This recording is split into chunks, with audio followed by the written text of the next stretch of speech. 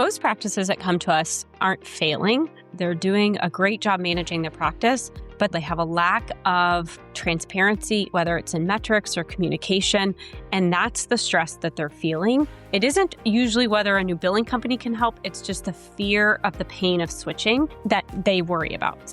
Welcome to NatRevMD, a podcast where we share tips on optimizing medical billing and improving practice efficiency so you can have the business of your dreams. I'm your host, Dr. Heather Signorelli, founder of NatRevMD. Let's get started.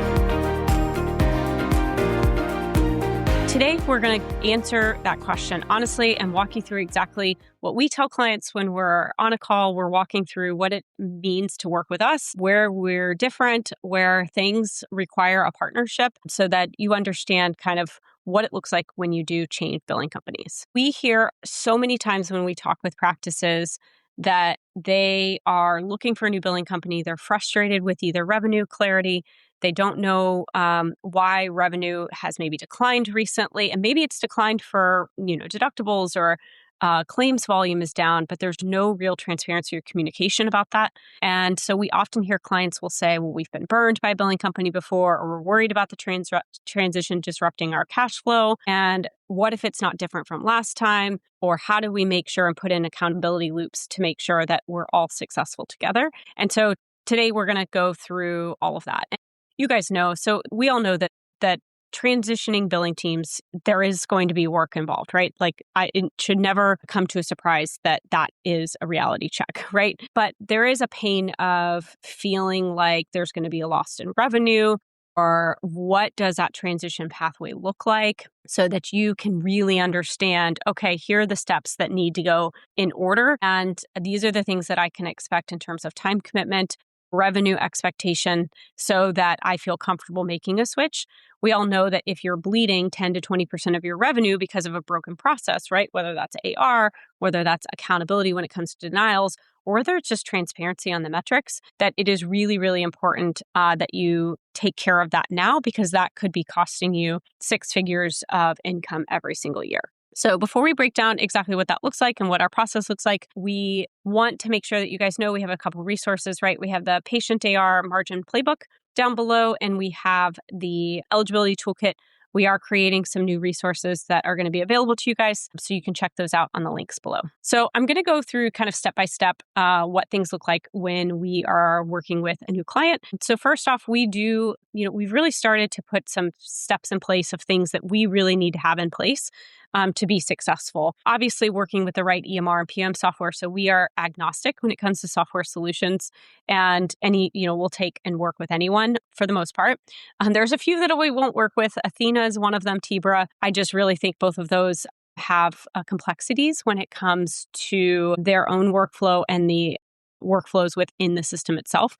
And we typically go over kind of those in detail. And then once we've made a determination that we're going to move forward, we are sitting down and working with the clients on a 2 to 4 week onboarding phase. So this is addressing things like workflows from start to finish, right? Claims all the way through patient statements. It is working through payer portals, any sort of EMR, PM software changes, all of that kind of nuts and bolts stuff, again, kind of through an organized spreadsheet that we work through. You guys know my love for a spreadsheet. And so we are also setting up bank reconciliation processes, establishing issue trackers. You guys have heard me talk about these processes. So if your team isn't doing a bank deposit, or you're not doing an issue tracker to manage, again, that accountability for AR, that is a big reason why you end up having AR that increases, right? So how that happens in real life, right? So if you don't have a bank reconciliation process, you could be missing checks, or you could be posting money where you've actually not deposited it, or you've deposited money but not actually posted the payment because you're missing an EOB. And so having all of those interconnections work is really, really important. Or how are you getting refund information? Like, do you get refunds for patients? How do you handle that? How do you handle your collection process? Like, all of that stuff is important. And we're actually trialing right now. We've in the past kind of had policies and procedures, and we're updating all of those right now just so that we can really understand, with all of the change in technology over the last 12 to 18 months, how can we improve those for our staff? And so really that's where those first few weeks are what we're doing, right? We're aligning those workflows and establishing that relationship. I'm a big believer in kind of weekly team meetings once we hit go live. So day one, right, we're submitting claims immediately. We often hear questions about how is cash flow going to be those first few weeks. So as you guys know, typically the revenue in those first 2 to 4 weeks with a new team is actually dependent on the work of your old AR, right? Because there's a lag. We typically submit claims within that first 24 to 48 hours, meaning as soon as charts are signed, we're scrubbing claims and submitting those within 2 business days. But cash flow is going to be part of what was done with the old AR. So you'll want to make sure that that old AR engine continues and that those old AR claims are being worked. Oftentimes, those are done by the prior billing team. Sometimes those are done by our team. Just depends on how that arrangement looks. And it depends on the practice management softwares. And so that old AR is then managed. And that's kind of the question around revenue. So then that first 30 days, many of our practices start noticing an uptick in revenue. For example, we just took on a new practice in March. It is April 1st, and they have already emailed saying that cash flow is improved, really just the claim submission process and scrubbing. So it just depends on what issue we're fixing. In one practice, they had 700 rejections sitting in their clearinghouse. And so when those were addressed, they obviously saw a huge bump in revenue. I think theirs was over 25% that they saw week after week, actually consistently because of just the process around rejections. So from week one, we're communicating, we're meeting with the staff once a week. So our team is meeting with the staff once a week. And then we love to have everybody on Microsoft Teams if available. If not, we're doing it by email and by phone calls. And then those typically last at least 6 to 12 weeks in terms of those weekly meetings. Sometimes those drop down to biweekly or monthly, depending on the client's needs. And then we're setting up those KPI dashboards as well. And so once those KPI dashboards are created after that first 4 to 6 weeks, we're reviewing those metrics and understanding, what we can do to improve or what process we need to fix or those sort of nuances as we're getting to know a practice, right? Because every single thing in the claims process, right? Claims submission, payment posting, working the AR, all of that stuff takes an optimized process. And so if we're seeing eligibility denials, we're working the front desk to understand what their process is and re-educating.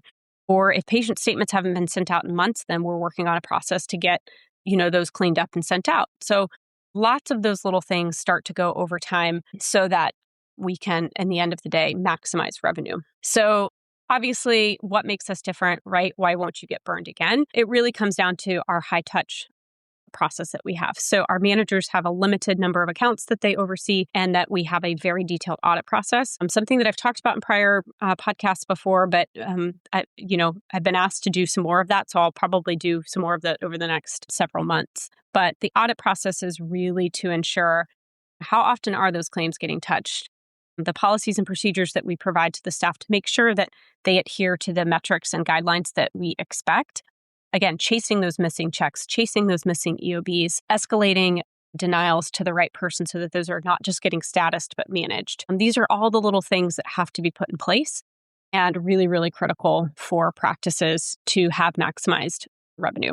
Obviously, having that root cause of an issue and then fixing that together, we view our office and our billing staff as one unit, right? So we're all one team and we need to have that constant communication so that everybody's on the same page and we're working together to address things because it is truly the unit that helps make sure that we have successful revenue. So, one example of a practice that we recently took over was a OBGYN practice, and they were having issues not only with coding timely, but also managing the rejections and then also collecting patient payments upfront. So in the OB space, right, you can have really high deductibles. You can have really kind of out-of-pocket max that is really high. And so setting up a process to collect that money up front, fixing that eligibility process helped increase their revenue by 20%. And so just depends, this was an in-house team that we took over. And so it just depends what the issues are that we help fix and then work on together till we have a solution. And not all of this happens in day one. I don't want to pretend that that's the case. I think a lot of this stuff takes time to work through because we're all dealing with humans on our side, humans on their side. And we just want to make sure that we're not upsetting the apple cart. Processes that have been in place for maybe 10 years, they have been there for a reason. And so we've got to understand that, make recommendations for a new process, and then work together to move that in the right direction. One of the things that I do want to touch on is old AR. So old AR can creep up for a number of different reasons, and it can be very, very time consuming to fix. And so, if you're looking at your AR and it's 45% over 90 days, and it's scary, right? I want to set some expectations of what that looks like. People always ask, well, am I going to get that money back? Maybe, maybe not. And I think it's important to recognize that we can't look at your old AR at first glance, right? Just the metrics and say whether or not you're going to get money back. You can look at the age of the AR, right? So if it's over 365 days, the likelihood is very low. If it's in that 90 to 365, it's going to depend, right? What are the reasons for those issues? A lot of times we'll see, lab denials that need CLIA numbers added or NDC numbers that need to be added, like little things that you can go and do and get revenue back and get those paid. But you don't know that until you get in and you status the claim, right? And so I think there's this wish that, just look at the old AR and give you an estimate of money back and should we go after it or not? And it's very hard to do that. And so that's why I always suggest, if the old billing team is capable of doing it, have them do it because they will know they will be cleaning up their own mess, right? And maybe they just need certain processes in place to help that along. And so we can help kind of frame that up. And then if we need to, we can take it over if absolutely required. The other thing I see with old AR is that it is inflated, but the money has already been received in the checking account. This is especially true with accounts that don't have a bank reconciliation process. So the money is deposited in the checking account, but it's not posted oftentimes because of a missing paper EOB. But maybe the EOB came into the office, it was thrown away, or it was emailed to the billing company, they never posted it, or it's been put into this massive folder that then nobody looks at, or it's not audited so that there's missing, payments that are not posted, but the money was already received. And that is the most upsetting thing to have to tell a client because you're essentially then having to charge them for money they've already received, but their prior billing company didn't follow through on posting. And so that's no new money, right? It's not new money, but then now you're having to pay for it.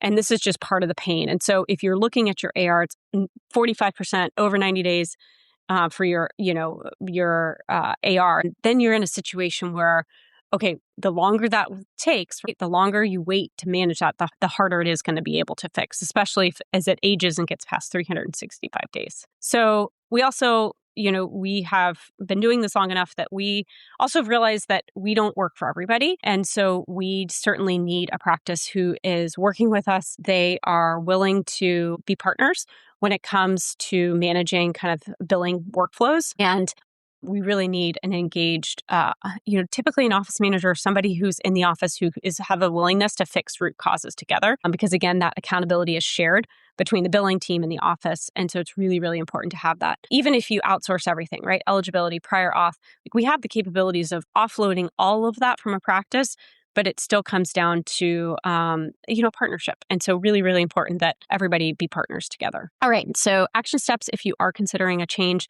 again, whether it's us or anybody else, you want to kind of go through these steps so that you can be prepared for a change. So first things first, you want to ask yourself honestly, do you have an engaged office manager or point of contact who is willing to be the true partner in fixing workflows and making sure that that is designed upfront? You'll want to go through, pull your data, pull your denial rates, your write-off reports, trend those charges, adjustments, and receipts, trend your accounts receivable aging buckets, and just see where those numbers fit. And if you're not reviewing those with your current billing team or they're not providing that to you, that's number one for you to address. Now, of course, for us, we will take a look at those as kind of part of our assessment. So if you are looking for a new team, head on over to NatRevMD.com and check out that free revenue audit, and we'll take a look at those metrics and just give you an honest feedback. We've told practices, I told a practice recently, 2 weeks ago, that we weren't the right fit because their metrics looked okay.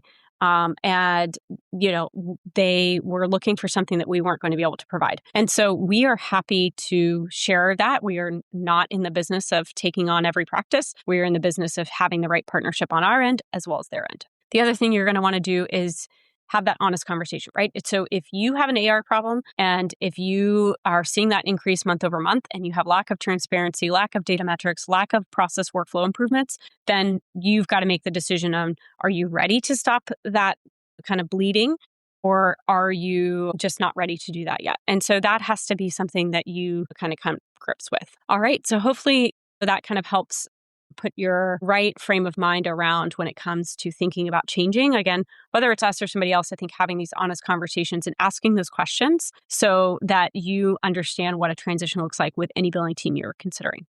So, all right, hopefully this episode was helpful to you guys. And if questions or anything, head on over to our website and contact us. All right, have a great day.